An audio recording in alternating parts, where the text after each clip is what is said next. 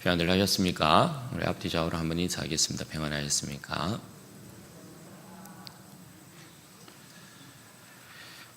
우리 교회는 유독 섭기가 많습니다. 그래서 본당을 비롯해서 지하 식당도 그리고 1층 교육관도 또 로비에까지 제습기가 놓여 있습니다.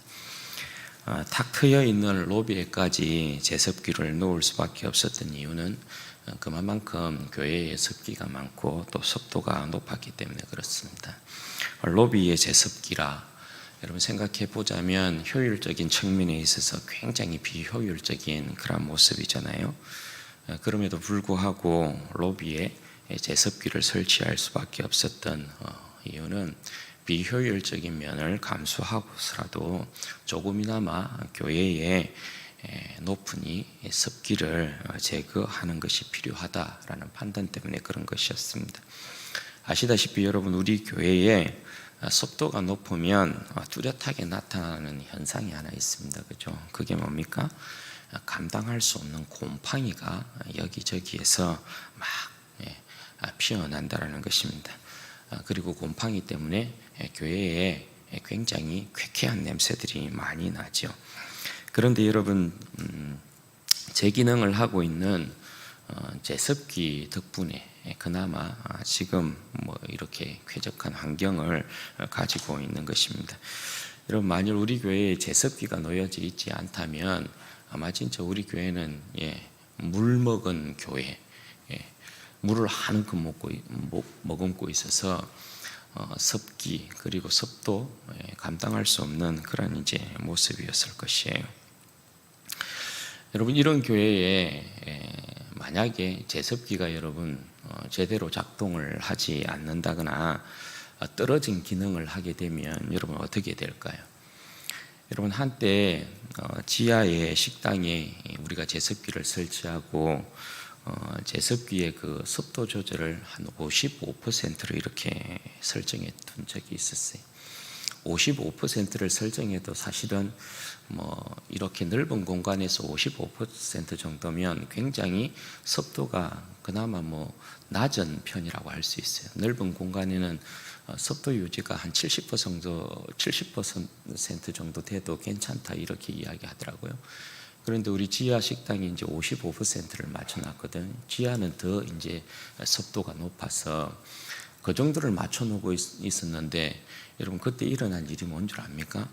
밑에 식당이 식탁으로부터 시작해서 의자, 곰팡이가 굉장히 이렇게 많이 피어 올랐던 그런 기억이 있습니다. 그래서 여러분 그거 치운다고 그거 제거한다고 굉장히 애를 먹었던 그런 일이 있었죠. 그 일이 있고 난 이후에 습도 조절을 45%로 더 낮춰놨어요. 45%를 맞춰놓으니까 곰팡이가 이제 안 피는 거예요. 그만큼 여러분 우리 교회는 제습기의 이 기능이 굉장히 중요하다 할 수 있습니다. 여러분 제가 왜 서두에 이 말씀을 드리느냐 하면 오늘 본문의 내용이 이와 같은 말씀하고 있기 때문에 그래요. 제 기능을 하고 있지 못하는 성전 그리고 제 기능을 하고 있지 못한 하나님의 백성의 모습. 여러분 오늘 이 본문의 말씀을 통해서 우리가 좀 은혜를 나누고자 합니다. 여러분 지난 시간에 우리는 멸망할 예루살렘의 모습을 보고 예루살렘 성을 보시고서 통곡하신 예수님의 모습을 보았습니다.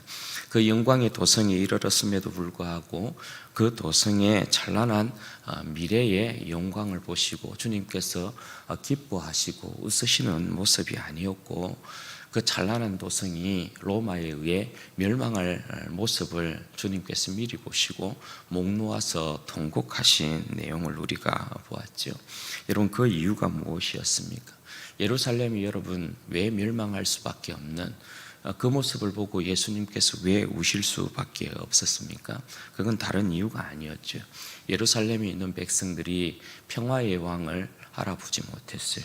평화의 일로 오신 예수님을 알아보지도 못했고 그 백성의 하나님으로 그 백성의 메시아로 오신 예수님의 방문을 알지 못했기 때문이었습니다. 그렇게 주님은 그의 도성으로 들어가시면서도 그 백성 가운데 환영받지도 못하셨고 무시당하시고 외면당하셨습니다. 여러분, 그렇게 도성으로 들어가신 주님께서 이제 그의 보좌가 놓여있는 성전을 향하셨습니다. 주님께서 성전에 들어섰는데 그곳에 여러분 벌어지고 있는 일이 무엇이었습니까? 언제나 그랬듯이 성전 안에는 굉장히 활기찬 모습이 보였어요. 소도 팔고 제사를 위해서 양도 팔고 비둘기도 팔고 돈도 바꾸고, 겉으로 보자면 너무나 여러분 성전에 있어서 활기찬 모습 아니었겠어요? 그런데 여러분, 도대체 무엇을 위한, 또 누구를 위한 성전의 모습을 그렇게 하고 있는 것이었을까요? 그 백성이 하나님이 성전에 임하고 계시잖아요. 지금 그 백성의 메시아가 지금 성전에 임하고 계셨잖아요. 그러면 모두들 그들이 하고 있는 일들을 버리고, 지금 그들이 하고 있는 일은 뭐예요? 전부 다 그림자적인 일이었잖아요. 그 백성이 하나님이 찾아오셨으면, 그 백성 가운데 임하셨으면 그 하던 일 전부 다 멈추고 그 백성의 하나님을 찬양하고 그 백성의 하나님을 환영하고 송축하고 경배해야 되는 것이 맞잖아요.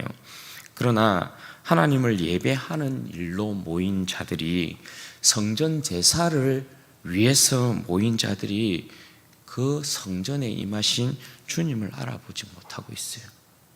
그리고 무엇을 위한 일인지, 그 누구를 위한 일인지도 모를 그 일에 지금 열심을 내고 있다는 것입니다. 여러분, 이것은 무엇을 말하고 있느냐? 하나님의 영광을 위한 이 성전 제사가 자신의 배를 채우기 위한 생업으로 이미 바뀌어져 있다라는 걸 이야기해요. 성전 제사가 이미 외식적인 모습으로 껍데기밖에 남지 않았다, 이것을 이야기하고 있는 것입니다. 따라서 주님께서 자신의 이름을 두시고 자신의 영광을 두신 그 집에서 행하시는 일이 뭡니까? 장사하는 자를 다 내어 쫓아버리는 것입니다. 소 팔고 양 팔고 비둘기 팔고 돈 바꾸는 자의 상을 요한복음에 보면 막 그냥 엎어버리시는 것이죠. 그리고 전부 다 내어 쫓아버리는 거예요. 여러분, 지금 주님께서 보이시는 이 행동은 자신을 알아보지 못하고 있는 그 백성을 향해서 예수님께서 단순히 화가 나서 이런 행동을 보이고 있는 것이 아니에요. 이것은 여러분, 지금까지의 성전 제사, 곧 모세 때로부터 이어져 온 옛 질서의 성전 제사를 주님께서 파하고 있는 모습인 것입니다. 이제 더 이상 이전의 성전 제사의 그 질서와 그 방식 가운데서 주님께서 영광받지 않으시겠다, 그것을 말씀하고 있는 겁니다. 여러분, 그 이유가 뭡니까? 46절 말씀해 보세요. 그들에게 이르시되 기록된 바 내 집은 기도하는 집이 되리라 하였거늘 너희는 강도의 소굴을 만들었도다. 그렇게 주님께서 말씀하세요. 여러분, 이 말씀은 뭘 말씀하냐 하면, 한마디로 말하면 이거예요. 성전 제사에 있어서 그 본질과 의미는 완전히 사라지고 껍데기밖에 남지 않았다, 이걸 말씀하고 계시는 것인데요. 여기서 이제 주님께서 인용하고 계시는 말씀이 선지자 이사야와 예레미야에 기록되어 있는 그 하나님의 말씀을 지금 인용하고 계시다라는 거예요. 여러분, 먼저는 이사야에 기록된 말씀이에요. 내 집은 만민이 기도하는 집이다. 내 집은, 여기에 보면 예수님께서 기도하는 집이 되리라, 이렇게 말씀하고 계신데, 이 말씀은 이사야 56장 7절에 있는 말씀을 예수님께서 인용하고 있는 것입니다. 여러분, 이사야 56장은 어떤 내용이 기록되어 있느냐 하면, 하나님께서 이스라엘 백성에게 정의와 의를 지켜라, 그렇게 말씀하시는 내용이에요. 너희가 내 앞에서 정의와 의를 지켜야 한다. 그러면서 하나님께서 특별히 이스라엘 백성에게 강조하고 있는 내용이 뭐냐 하면 안식일이에요. 안식일을 더럽힌다라는 건 여러분 뭡니까? 이스라엘 백성이 하나님을 그들의 생명으로 여기지 않는다라는 거예요. 안식일을 명령은 이스라엘 백성에게 절대적인 명령이에요. 안식일을 이스라엘 백성이 지키지 않고 엉뚱한 짓을 한다는 건 여러분 뭘 이야기해요? 안식일은 이스라엘 백성이 온종일 하나님이 우리의 생명이다라는 것을 그 날을 통해서 그 자신의 생명으로 계속해서 묵상하고 확인하고 인치는 거예요. 그런데 여러분, 안식일을 이 백성이 제대로 지키지 않아요. 그러니까 정의와 의가 안식일을 지키지 않는 것에서부터 무너지고 있는 거죠.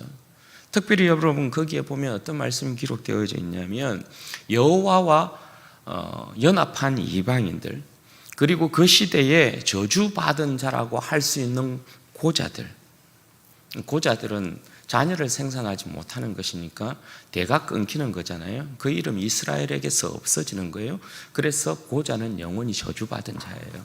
여호와의 종에 들어올 수 없어요. 그래서 이방인도 마찬가지죠. 그런데 여호와와 연합한 이방인들, 고자들, 이들이 만약에 안식일을 지킨다, 그렇게 하면 하나님을 사랑한다, 그렇게 하고 있으면 하나님께서 그들을 기쁘게 받겠다는 거예요. 하나님께서 그들을 기뻐해서 하나님의 성산, 하나님의 기도하는 집, 그러니까 성전을 이야기하는 것이겠죠. 성전에서 저들을 기쁘게 하고 또 하나님께서 저들의 번제와 저들의 희생 제사를 받을 것이다, 그렇게 말씀하세요. 그리고서 말씀하시는 것이 내 집은 만민이 기도하는 집이라 일컬음을 받을 것이다, 이렇게 말씀하고 계시는 거예요. 그럼 여러분, 이것은 무엇을 이야기하는 것이겠느냐? 여러분, 이방인과 고자도 하나님의 성전에 들어가서 하나님께 제사를 드릴 수 있다는 것이 여러분 무엇을 말씀하는 것이겠어요? 성전이 유대인들만의 성전은 아니라는 거예요. 하나님이 유대인들만의 하나님은 아니라는 거예요. 유대인을 통해서 이방인들이 하나님께로 돌아오고 함께 하나님을 찬양하고 기뻐하는 그러한 일에 관한 내용을 여기에서 이야기하고 있는 거예요. 왜냐하면 구원의 질서는 하나님께서 어쨌거나 유대인을 통하여서 이방인이든 고자든 하나님께로 나아가게 하기 때문에 그런 거죠. 그러니까 유대인을 통한 이방인의 구원, 여호와와의 온전한 연합, 여호와와 절대 연합할 수 있는 이방인이나 저주받은 고자도 안식일을 지키고 하나님을 기뻐하고 하나님을 사랑하면 하나님께서 그들의 제사를 받으시겠다라는 거거든요. 그리고 내 집은 만민이 기도하는 집이다. 유대인을 통하여서 하나님께서 모든 이방 백성들을 하나님의 나라로 부르는 거예요. 그러니까 유대인은 여러분 어떤 역할이에요? 아브라함의 복을 천하 만민에게 전하는 축복의 통로로, 그래서 제사장의 나라인 것이잖아요. 그렇죠? 그것을 신약에서는 사도 바울이 어떤 식으로 이야기를 해요? 예수 그리스도로 말미암아 이방인들이 함께 유대인들과 상속자가 되고 지체가 되고 함께 상속자 되고 함께 지체가 되고 함께 약속에 참여하는 자 됨이라, 이렇게 이야기를 하고 있어요. 이것이 여러분 하나님의 저는 만민이 기도하는 집이다, 이 의미예요. 두 번째는 여러분 강도의 소굴을 만들었다, 이 말을 예수님께서 지금 인용하고 계시잖아요. 이건 예레미야 7장 11절의 말씀을 인용하고 있는 거예요.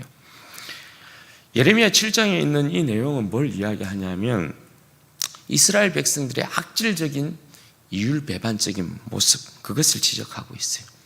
이 시대의 이스라엘 백성이 어떤 식으로 하나님 앞에서 악질적이었느냐, 여기에 보면 하나님께서 그렇게 지적해요. 너희의 길과 행위를 바르게 해라, 그렇게 말씀하셨어요. 이스라엘 백성이 하나님의 백성이라는 이 껍데기 옷만 입고 있는 거지. 그러니까 이 시대의 이스라엘 백성은 하나님 앞에서 그 길과 행위를 절대 바르게 하고 있지 않았다. 하나님을 경외함에 있어서 완전히 떠나 있었던 백성들이 이 시대의 백성이었다, 이렇게 이야기해요. 그럼 이 시대의 백성들이 어떻게 길과 행위를 바르게 하지 아니하고 하나님을 경외하는 듯 껍데기만을 가지고 있었느냐? 여러분, 이 시대의 백성들에게 지적하고 있는 내용이 뭐냐면 너희들 왜 도둑질하느냐? 너희들 왜 간음하느냐? 너희들 왜 거짓 맹세하느냐? 너희들 왜 바알에게 분향하느냐? 생활 자체가 그냥 한마디로 뭐예요? 하나님의 백성이지만 전혀 하나님의 백성으로서의 삶을 살고 있지 않는 악질적인 그런 모습을 하는 거예요. 그런데 이 사람들이 더 악질적인 내용은 이유는 뭐냐 하면 이들이 이런 행위를 하고서도요, 하나님의 성전에 와서는 여기가 여호와의 전이라, 여호와의 전이라, 여호와의 전이라 이렇게 외치면서 자기들은 하나님의 백성이라고 막 뻔뻔하게 우기고 있는 거예요. 여러분, 이들이 하나님의 전에서 이렇게 뻔뻔하게 고백하고 있는 이유는 뭐냐? 아이러니하게도 하나님께서 이렇게 너희들이 그런 생활을 하고 나서 내 집에 와서 이곳이 여호와의 전이라, 여호와의 전이라, 여호와의 전이라, 나는 구원받은 하나님의 백성입니다, 이렇게 너희들이 하는 이유는 또다시 너희들이 동일한 죄를 짓기 위함이다, 이렇게 이야기하는 거예요.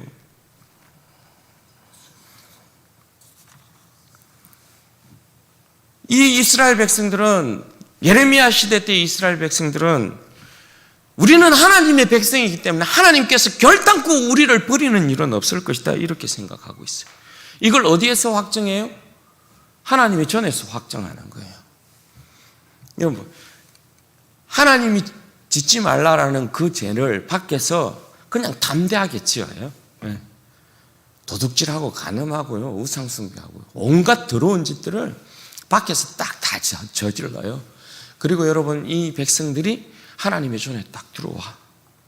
그리고 나는 하나님 앞에 구원받은 백성이에요, 이렇게 고백을 해요. 그리고 또 밖에 나가서는 똑같은 짓을 반복한다는 거예요. 왜 이 사람들이 이렇게 담대하게 생활을 하는 이유가 뭐라고요? 하나님의 전은 절대 무너지지 않을 것이기 때문에 하나님의 전에 딱 들어와가지고 확정을 하는 거야. 이 전은 절대 무너지지 않을 것이니까.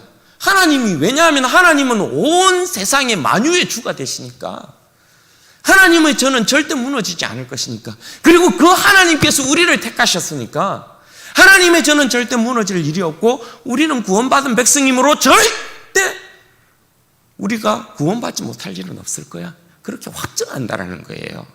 그걸 확정하고 어떻게 한다고요? 또 밖에 나가서는 담대히 죄를 짓는다라는 거예요. 이게 반복된다라는 거예요. 여러분, 굉장히 아이러니하죠, 이게. 그러니까 이 모습이 여러분 뭐예요? 굉장히 가증스러운 모습이죠. 원래 성전의 기능이, 하나님의 백성이 제 기능을 하고 제 작동을 하면, 그 기능이 제대로 작동을 하면 여러분 어떻게 되어야 돼요? 범죄에서 하나님 전에 나오면 어떻게 해야 돼요? 아이고, 통곡을 내야 되죠. 하나님, 잘못했습니다. 제가 다시는 이런 죄를 짓지 않겠습니다. 하나님의 언약 백성으로서의 삶을 온전히 살게 해주십시오. 그렇게 해서 하나님 앞에 제사함을 받으면 밖에 나아가서는 그 행동을 고쳐야 되잖아요, 그죠? 그리고 다음에 돌아와서는 어떻게 해요? 하나님의 백성으로 살았습니다. 그것을 가지고 하나님 앞에 영광을 돌려야 되는 게, 그게 뭐예요? 제대로 된 기능이고 작동이잖아요. 그런데 이게 고장이 나니까요, 어떻게 해요? 죄를 짓고 와가지고 하나님의 백성인 것을 확인하고, 나는 아무리 죄를 지어도 하나님께서 나를 버리지는 않아, 이제는 무너질 일이 없어. 그리고 다시 나가서 또 범죄하고 담대하게 죄를 짓고 다시금 또 돌아와서 하나님 앞에서 범죄했지만 하나님께서 나를 버리실 이유는 없는 거야. 그리고 또 나가서 또 죄를 짓고 반복하는 거예요. 그러니까 하나님께서 그 백성들의 그 가정한 모습을 보시고 하는 이유가 뭐예요? 내 집이 강도의 소굴이냐? 도둑의 소굴이냐? 이렇게 이야기하는 거예요. 딱 그렇게 되죠, 그죠? 하나님 보시니까 하나님의 집이 완전히 도둑놈들이 바글바글 대는 이 소굴처럼 되어 있어요. 왜? 하나님의 전에 와가지고, 그럼에도 불구하고 하나님은 나를 버리지 않아.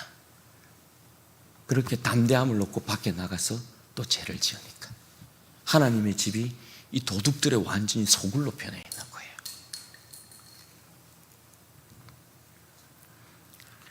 지금 여러분,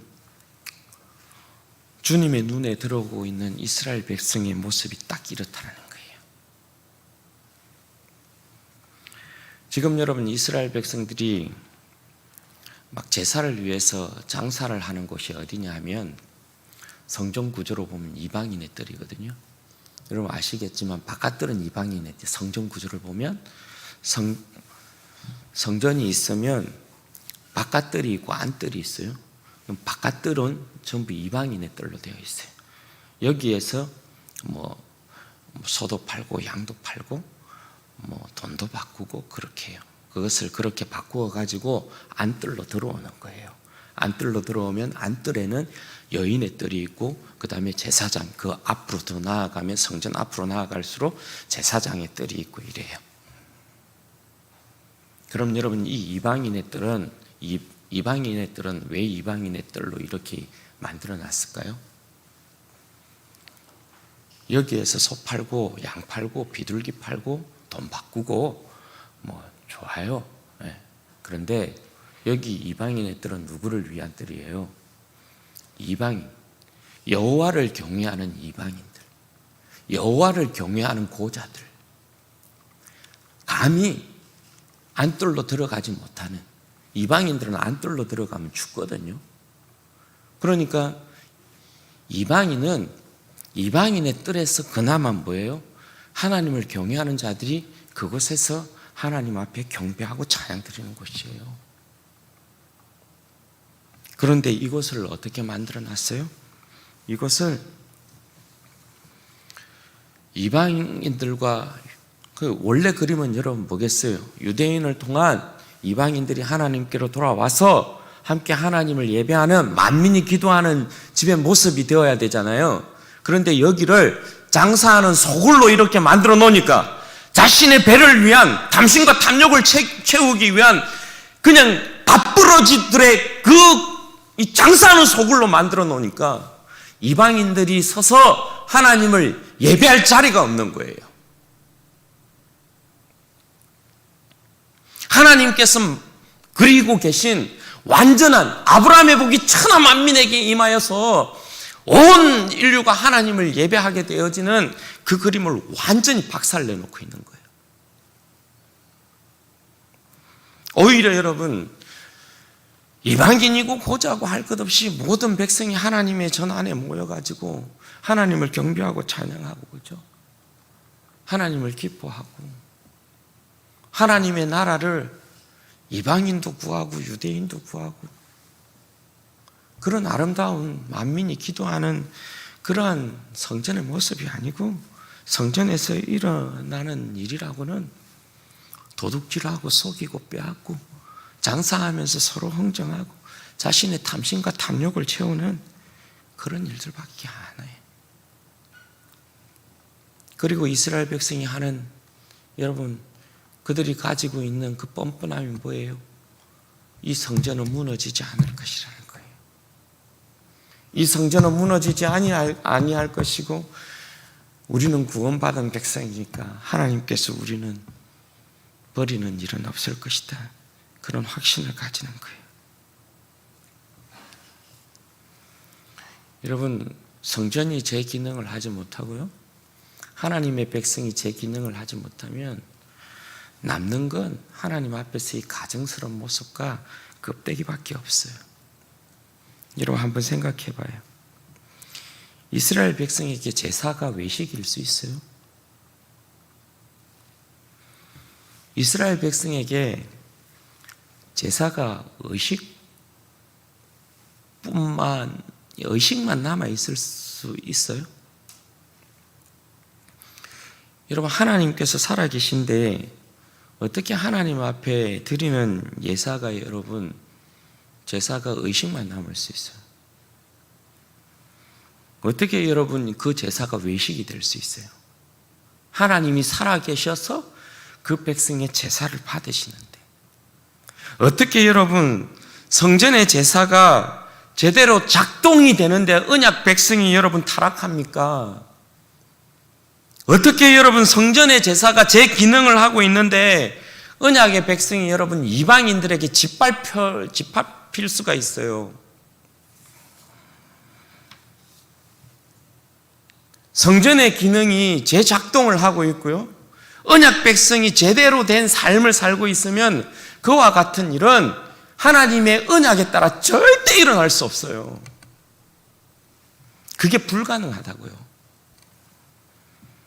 그러니까 지금 예수님께서 보고 계시는 성전의 그 활기찬 모습은요, 소 팔고 양 팔고 비둘기 파고 돈 바꾸는 그 활기찬 모습은 전부 뭐예요? 거짓이에요, 거짓. 따라서 주님께서 옛 성전 제도의 질서를 파하고 계시는 거예요. 주님께서 성전에서 장사하는 자들을 내어 쫓았다라는 건 그것 자체로 여러분 이미 저주고 심판이에요. 왜냐하면 장사하는 자들을 다 내어 쫓았다라는 건 소 팔고 양 팔고 비둘기 파고 환전상을 전부 다 내어 쫓았다라는 것은 주님께서 성전의 기능을 멈춰 세웠다라는 거예요. 더 이상 제사 드리지 마 하고 성전의 기능을 멈춰 세웠다는 거예요. 그러니까 그 자체로 여러분 뭐예요? 저주고 심판인 거예요. 이제 주님께서 그런 성전 제사로 저들을 기쁘게 받지 않는다라는 거예요. 이미 뭐예요? 타락하고 썩어버렸으니까. 껍데기밖에 남지 않았으니까. 그러니까 주님께서 다시금 여러분 그 일을 행하시고 난 이후에 어떻게 해요? 성전에서 저들을 다시 가르쳐요. 47절 48절 말씀 보세요. 예수께서 날마다 성전에서 가르치시니 대제사장들과 서기관들과 백성의 지도자들이 그를 죽이려고 꾀하되 백성이 다 그에게 귀를 기울여 들으므로 어찌할 방도를 찾지 못하였더라. 여러분 여기 46절의 말씀을 보면 예수께서 날마다 성전에서 가르쳤다 이렇게 되어 있어요. 여러분 이 모습이 구약의 모습과 어떻게 다른지 여러분 아시겠어요? 여러분 주님께서 이제 더 이상 휘장 뒤에서 지성소의 그 휘장 뒤에서 그 백성들의 제사를 받으시는 것이 아니죠. 날마다 성전에서 그 백성을 가르쳐요. 날마다 성전에서 그 백성을 가르친다는 건 뭐예요? 그 백성의 하나님으로 오신 주님께서 그 백성과 날마다 얼굴을 대면하고 있다는 거예요. 이전의 영광과 같지 않죠? 모세의 제도와 질서와는 완전히 다른 모습이에요. 그죠? 모세의 질서에서는, 모세의 제도에서는 이 내용을 상상조차 할 수 없어요. 구약에 있어서 여러분 성막이나 성전에 있어서 하나님께서 여러분 언제 휘장을 활짝 열고 그 백성 앞에 나와서 그 백성과 여러분 대면한 적이 있어요? 언제 그 하나님께서 직접 그 백성에게 말씀하신 적이 있어요? 그런 적 없어요. 전부 다 제사장을 통하여서 하나님께서 지성소 뒤에서 휘장 뒤에서 그 백성의 제사를 받으셨고, 그죠? 그 백성에게 말씀하실 때는 전부 다 중보자 모세를 통해서 말씀하시거나 선지자를 통해서 말씀하셨어요. 그런데 이제 지성소의 휘장 뒤에 계셨던 하나님께서 그 백성 앞으로 직접 나오시고요, 주님께서 직접 성전에서 그 백성과 대면함을 통해서 가르치시고 주님께서 그 음성을 직접 들려주고 계시는 거예요. 여러분 이것이 뭐예요? 예수 그리스도로 말미암아 찾아온 새로운 여러분 질서이고 새로운 제사이고 새로운 예배예요. 모든 백성이 예수 그리스도 앞에 서고요, 예수 그리스도 앞에서 하나님의 영광을 대면하고요, 그의 음성을 들어요. 오직 예수 그리스도를 통해서만 생명을 얻어요. 그러니까 예수님께서 가지고 오신 새로운 하나님 앞에서의 이 제사, 예배, 질서는 예수 그리스도를 통하지 않고서는 그 누구도 하나님 앞에 설 수 없어요. 예수 그리스도를 선포하지 않고서는 그 누구도 하나님의 음성을 듣지 못해요. 들을 수 없어요. 여전히 이 시대에 예수 그리스도 안에 있는 백성들은 예수 그리스도를 전가하면, 날마다 예수 그리스도를 선포하면 어리석은 선포인 줄 알아요. 아니요, 그렇지 않아요. 그렇게 말하는 사람이 멋모르는 어리석은 자들이에요. 신약의 시대에 예배 때에 예수 그리스도를 선포하지 아니하면 전부 다 하나님의 백성들이 구약시대처럼 휘장 뒤에 계신, 지성소의 뒤에 계신 그 하나님께 예배하고 가는 거예요. 왜냐하면 하나님께서 세우신 질서는 예수 그리스도를 통하여서, 예수 그리스도의 사역을 통하여서, 예수 그리스도의 말씀을 통하여서 그의 음성을 듣게 만드시는 것이지, 구약의 질서처럼 여러분 선지자의 말을 통하여서 이야기하지 않아요. 아셔야 해요. 제발요.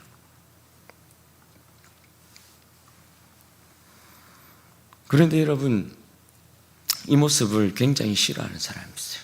여러분 누구예요? 그 백성의 대제사장들, 서기관들, 백성의 지도자들. 여러분 왜 싫어합니까? 저들의 밥줄이 끊겼어요. 옛 성전의 질서에서 소도 팔고 양도 팔고 염소도 팔고 비둘기도 팔고 환전도 하고 그래야 자기들에게 떨어지는 떡고물들이 많거든요. 그들이 받는 성전세가 있단 말입니다. 그래야 여러분 배가 불러지는데 이제 그 길이 딱 막혀버렸어요. 자신들의 육체의 탐심과 탐욕을 채우는 길이 딱 막혔으니까 어떻게 해요? 예수님을 죽이려고 하는 거예요. 저들에게 하나님 앞에 나아가는 새로운 생명의 길을 열고 계신 예수님을, 그들을 구원하기 위해서 오신 예수님을 오히려 죽이려고 하고 있는 거예요. 여러분 참 아이러니하지 않아요? 그렇죠? 그 백성의 대제사장이고 서기관들이고 지도자들이면 여러분 참된 성전 제사를 통해서 그 백성들로 하여금 제사장의 나라의 그 위치와 역할을 찾게 만들고, 그죠? 그 백성의 메시아가 오면 그 백성의 메시아를 알아보고, 야 너희들이 이제 그거 옛날에 그 모세의 질서 다 거두어 드리고 이제는 우리를 찾아오신 메시아가 여기 계시다. 우리 하나님이 여기 계시다. 백성들을 전부 예수님께로 인도해야 되는 게 맞잖아요. 그죠? 그런데 이 대제사장이라고 하는 이 작자들이요, 이 서기관이라고 하는 이 인간들이요, 백성의 지도자라고 하는 이 사람들이요, 예수님께로 그 백성을 인도하는 게 아니고 자기의 육체의 탐심과 탐욕을 채우지 못한다고 해서 그 백성의 구원자로 오신 예수님을 죽이려고 하는 거예요.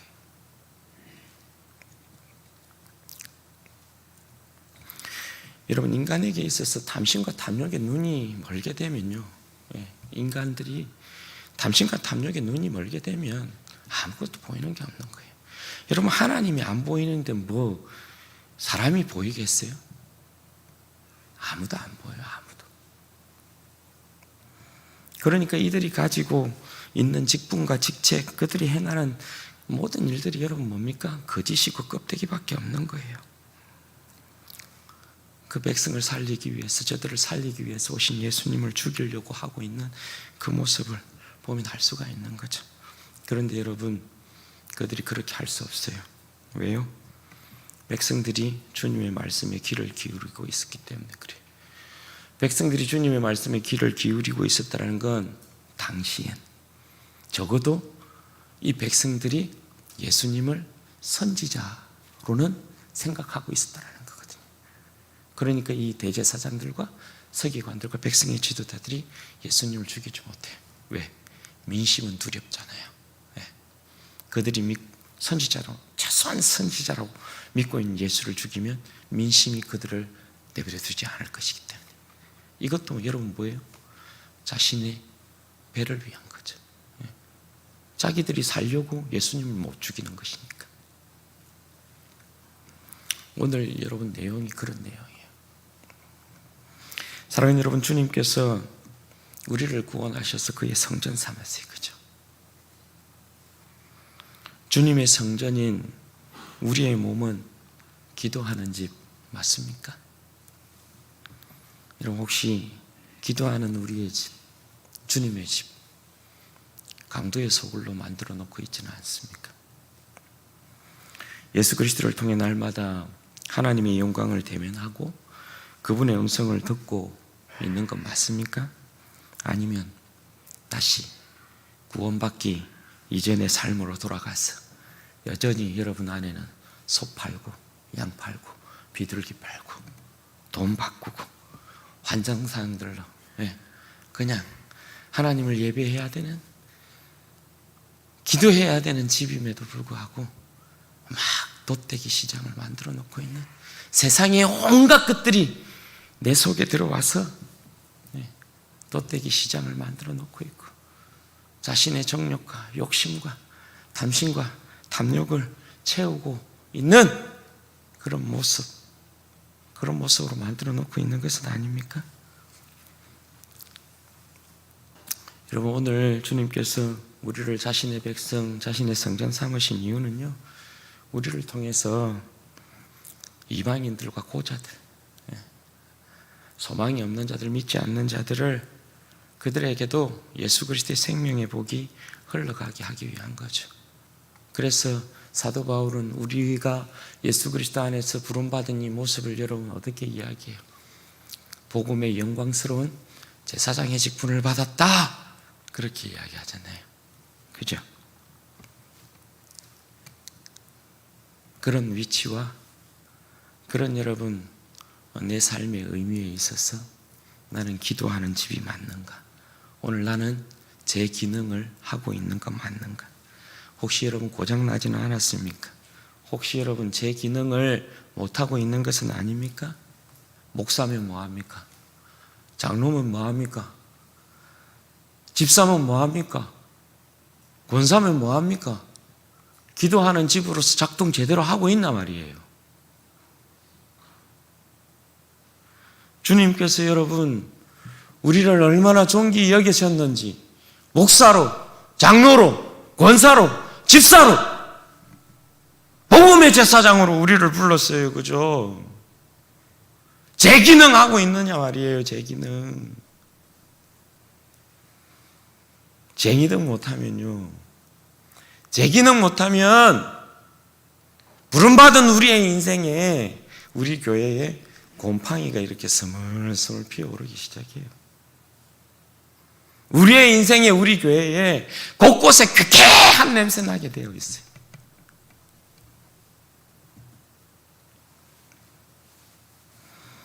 여러분, 우리가 우리의 삶에서 기도하는 집으로서 제 기능을 하려면 어떻게 해야 되느냐? 기도하는 집으로서의 제 기능을 하려면요, 유일한 방법이 뭐냐 하면 예수 그리스도의 십자가를 통해서 날마다 하나님 앞에 나아가는 길밖에 없어요. 아버지의 여러분 음성 들어야 돼요. 예수 그리스도의 가르침을 받아야 돼요. 오늘날 성령께서 들리시는 음성을 들어야 됩니다. 예수 그리스도를 통해서 아버지께서 말씀하신 그 내용을 오늘날 성령께서 들리시는 음성으로 들어야 된다고요. 주님을 통해서 아버지의 영광을 대면함으로 성령의 음성을 듣지 못하면 우리는 우리의 신앙의 삶에 있어서 바른 길과 행위를 절대 가질 수 없어요. 거짓과 껍데기밖에 남지 않은 인생이 된다고요. 생각해 보세요, 여러분. 어떻게 예수 그리스도를 통해서 하나님 아버지와 교제하고 성령의 능력을 쫓아 사는 백성이 죄와 버탈 수 있어요? 자신의 정욕과 욕심을 쫓아서 탐심과 탐욕에 여러분 완전히 삼켜져서 여러분 어떻게 살 수 있어요? 어떻게 예수 그리스도를 통해서 하나님 아버지와 날마다 교제하고요, 성령의 능력을 쫓아서 사는데 죄의 노예가 될 수 있어요? 어떻게 여러분 마귀의 종이 될 수 있습니까? 가능할 수 있어요? 불가능해요. 그런데 여러분, 이런 불가능한 일이 가능할 수 있는 유일한 길이 뭔 줄 알아요? 그건 자신의 삶을 껍데기로 만들어 놓으면 가능해요. 자신의 삶을 외식하는 삶으로 만들어 놓으면 가능해요. 주님을 위하는 척, 교회를 위하는 척, 주님의 영광을 위하는 척, 그러면서 자신의 배와 정욕을 위해서 살면 가능해져요. 그런데 여러분, 진짜 믿음으로 살고요, 진짜 참되게 살아가기를 원하고, 거짓 없는 믿음으로 살아가기를 원하고, 그래서 날마다 하나님의 얼굴을 구하고 예수 그리스도를 따르는 그런 자에게는 이 일들이 불가능합니다. 여러분, 그렇잖아요. 기도하면서 하나님의 얼굴을 여러분 대면하고 성령의 능력을 쫓아가는 사람에게는 하늘의 신령한 복과 능력이라는 게 주어져요. 아시죠? 여러분들이 성령 충만하면 내가 막 이러잖아요. 우리 안에는 항상 여러분 성령의 소욕과 육체의 소욕이 싸우잖아요. 그죠? 성령의 소욕은 육체가 하고 싶어 하는 것을 못하게 막고, 육체의 소욕은 성령이 하지 못하는 걸 막잖아요. 둘이 싸우잖아. 그러면 여러분 성령이 충만한, 우리가 기도하면서 하나님의 얼굴을 영광 가운데 대면하고 주의 성령의 능력으로 충만하면 죄를 짓고 싶어도, 그죠? 우리가 세상을 뭔가 따라가고 싶은 마음이 이렇게 올라와도 어떻게 해요? 성령 충만하면 우리가 느끼듯이 성령께서 앞을 딱 가로막잖아요. 그죠? 성령께서 앞을 딱 가로막고 우리의 거짓된 생각들, 거짓된 어떤 행실들, 그걸 성령님께서 딱 끄집어내는 거죠. 잘못된 생각, 잘못된 판단하면 성령님께서 딱 끄집어내는 거죠. 너 그러면 안 돼. 너 하나님의 백성으로 그렇게 살면 안 돼. 성령님께서 우리의 마음을 딱 사로잡아요. 그러면 죄가 절대 못 이긴다고요. 죄는 끊임없이 우리를 유혹하거든요. 세상은 끊임없이 우리를 유혹하거든요. 여러분 성령 충만하면 내가 유혹을 받지 않는다. 아니, 그게 아니에요. 그게 아니고 유혹은 끊임없이 우리 가운데 와요. 단지 우리가 성령 충만함 가운데 끊임없는 유혹을 날마다 이기며 사는 거예요. 그런데 이 끊임없는 유혹이, 우리가 여러분 성령의 충만함으로 살지 못한데, 우리가 하나님의 백성으로 제 기능을 하지 못하는데 우리가 세상을 이긴다고요? 참말이에요. 세상 절대 못 이겨요. 죄의 유혹 절대 못 이겨. 그게 불가능하다니까요. 껍데기만 남아요. 껍데기만. 우리 가운데 예수 그리스도를 통한 아버지의 영광을 대면함, 성령의 음성을 날마다 들음, 말씀이 내 삶을 인도해 나감, 말씀이 내 삶을 주장함, 이게 있어야만 우리의 삶의 행실과 우리의 삶의 길이 바른 길을 가요. 지금 당장 여러분의 삶이 행하고 있는 부분에 있어서 성령님께 딱 물어봐요. 지금 내가 신앙의 길을 가고 있는 이 길이 성령님 앞에서 바른가 물어봐요.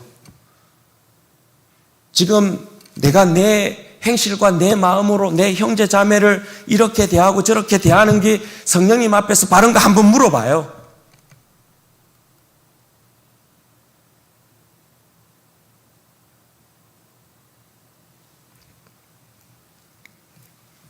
우리가 여러분 부름받은 복음의 완전한 제사장으로서 제 기능을 발휘하게 되면요, 우리 안에는 자연스럽게 복음의 제사장으로서의 그 온전한 모습이 나타나요. 요한복음 15장 4절에 보면 예수님께서 이렇게 말해요. 내 안에 거하라, 나도 너희 안에 거하리라. 가지가 포도나무에 붙어 있지 아니하면 스스로 열매를 맺을 수 없음 같이 너희도 내 안에 있지 아니하면 그러하리라. 여러분, 이 말씀은 뭐예요? 주님 안에서 열매 맺는 삶이라는 것은요, 우리가 어떤 외식적인 모습으로, 위선을 떠는 모습으로, 거짓된 모습으로 애쓰고 힘쓰고 포장한다고 해서 열리는 게 절대 아니라는 거예요. 이건 여러분 뭐라고요? 주님 안에서 성령의 능력을 쫓아서 주님 안에 살아가면 뭐예요? 자연스럽게 일어나는 열매라는 거예요. 여러분, 우리가 오늘 예배를 드림으로 교회에 와서 내가 내 자신이 하나님 앞에 구원받은 백성이다, 이것을 확정하고 내 배만을 위하여서, 내 정욕을 위하여서만 여러분 살아가면 안 돼요. 여러분, 우리가 예배의 자리에서 하나님께서 나를 버리실 일은 없지. 예수 그리스도의 구원은 후회하심이 없는 것이니까 나를 버리실 일이 없지. 이것을 확증하고 여러분들이 길과 행위를 바르게 하지 않냐고 세상 가운데서 예수님을 믿기 이전의 모습으로 여러분 계속해서 살아가게 되어지면요, 그 삶은 영원한 멸망과 저주로 나아가는 삶이 된다는 거 여러분 아셔야 돼요. 여러분, 누구든지 여러분 그 자신의 삶으로 증명합니다. 그 자신의 삶은 자신의 삶을 절대 부인하지 못해요. 내가 살아온 삶이 내 자신을 증명하기 때문에 그래요. 내가 구원받은 자로서의 삶을 살았는가? 아니면 내가 구원받기 이전에 그 썩어질 삶으로 항상 살아가면서 나는 구원받은 백성이다 라는 것을 외치고 있었는가? 그 자신의 삶이 그 자신을 증명하게 되어 있어요. 여러분, 우리 모두가 부름받은 자리에서 제 기능을 해야 합니다. 제 기능. 제가 여러분 조금 죄송한 게 목이 이렇게 막 온전치를 못하니까 이 목소리를 내려면 배에 계속 힘을 줘야 되고, 그러니까 막 목소리가 좀 크게 나와요, 여러분. 좀 오늘 말씀도 좀 굉장히 좀 크죠. 제가 힘을 주고 막 크게 하려다 보니까 오히려 더 크게 뭐 이렇게 되고 막 그런데 좀 죄송하고, 제가 오늘 이 말씀을 막 묵상하면 우리 교회에서 죄송하게도 제일 어떻게 보면 제 기능을 하고 있지 못하고 제 기능에서 좀 미달된 기능의 모습을 하고 있는 게 제 자신이 아닌가 이런 생각을 하게 돼요. 제 자신의 모습에서 벌써 니는 밑에서부터 곰팡이 허물허물 올라오고 있는 상태로 있는 것 아닌가? 니한테 제일 쾌쾌한 냄새 많이 나고 있는 거 아닌가? 이런 생각하게 돼. 기도 많이 해주시기 바래요. 그런데 여러분, 저뿐만 아니고요, 우리 모두가요, 다 여러분들이 다 하나님 앞에서 직분 받은 자로서 제 기능을 여러분 우리가 하고 있지 못하면 반드시 여러분 우리의 삶의 곰팡이, 쾌쾌한 냄새, 우리 교회의 곰팡이 냄새, 쾌쾌한 냄새 나게 되어 있어요. 그런데 우리가 예수 그리스도의 그 영광 가운데에서 날마다 하나님의 영광을 여러분 대면하고 주님의 말씀 가운데서 성령께서 오늘 우리에게 들리시는 주님의 음성, 성령의 음성 여러분 들으면 반드시 제 기능합니다. 성령의 능력 가운데 반드시 제 기능이 일어나면 우리 가운데 쾌적한 환경들이 일어나게 되어 있어요. 죄를 이기고 세상을 이기는 백성의 아름다운 모습들이 반드시 여러분 일어나게 되어 있고, 저는 우리 사랑하는 성도들과 더불어서 코로나가 이렇게 듣고 있는 세상이긴 하지만요, 그래서 우리가 좀 안타까운 부분이긴 하지만 그럼에도 불구하고 우리가 각자의 자리에서 최선 다하고 기도하는 집으로서 우리가 그 영광, 하나님의 영광 가득 채우면 2022년도 또 새로운 하나님께서 주시는 한 해는 주 예수 그리스도의 찬란한 은혜의 영광을 드러내고 이 자리가, 우리 교회가 주님 주시는 새로운 부흥의 역사를 맛보게 될 것이다, 그렇게 생각합니다. 말하기는 우리 사랑하는 모든 성도들이 그 일에 있어서 복음의 제사장으로서의 이런 부름받은 그 영광스러운 직분을 잘 감당하심으로 우리 하나님 앞에서 정말 여러분 그 역할 감당하셔서 잘했다 칭찬받는 못된 백성들 되시기를 주님의 이름으로 축원드립니다. 같이 한번 여러분 기도하십시다. 여러분 시간에 기도할 때에 그렇게 기도하십시다. 여러분, 우리 중 그 누구도 내 자신을 위해서 사는 인생이 없습니다. 그죠? 내 자신을 내 것이라 주장할 수 있는 사람이 아무도 없어요. 우리는 주님의 것이에요. 주님의 것으로서 부름 받았어요. 주님께서 우리를 복음의 제사장으로 여러분 세워놨어요. 기도하는 집으로 우리를 부르셨어요. 나는 내 삶에 있어서 주님의 부름에 따라 제 기능하고 있는 건 맞는가?